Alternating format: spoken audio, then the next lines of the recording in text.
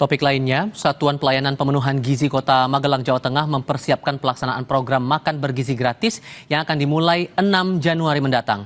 Kantor SPPG Kota Magelang akan melayani 16 sekolah serta kalangan balita, ibu hamil, dan menyusui.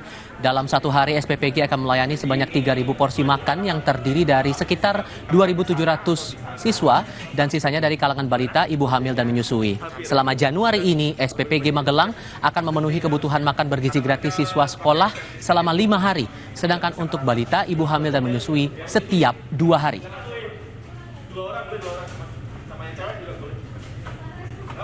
Untuk SPPG Kota Magelang, kami sudah siap 100% untuk melaksanakan operasional produksi makan bergizi gratis di wilayah Kota Kabupaten Magelang. Untuk persiapan yang sudah kami siapkan, terutama yang pertama yaitu target sasaran dari penerima kami sudah kami data dan sudah tervalidasi di website resmi kami, di website laporan kami, sekitar 16 sekolah untuk siswa. Tapi ada di 15 titik karena ada 2 sekolah yang dia dalam satu wilayah atau satu titik seperti itu. Dengan total maksimal 3.000 penerima.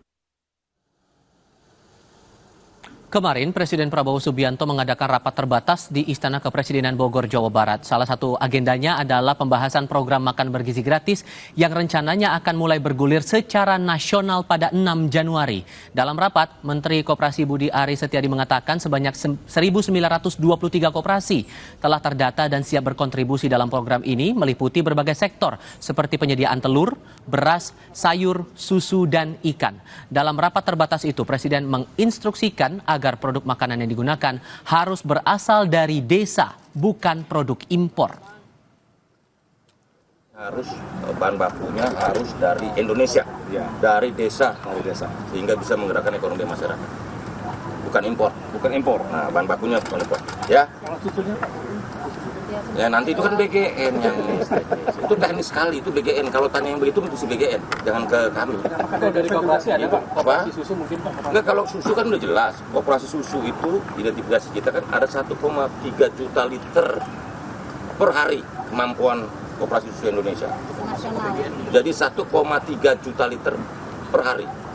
Kalau katakan satu orang minum susu 200 ml atau 0,5 liter, itu berarti kemampuan koperasi baru 6,5 juta penerima makan bergizi gratis. Jadi perlu ada peningkatan. Ketua Umum Partai Kebangkitan Bangsa Mohaimin Iskandar berkelakar trauma kalah Pilpres merespons putusan Mahkamah Konstitusi menghapus ambang batas presidensial atau presidential threshold. Kami diskusikan ini sebentar lagi.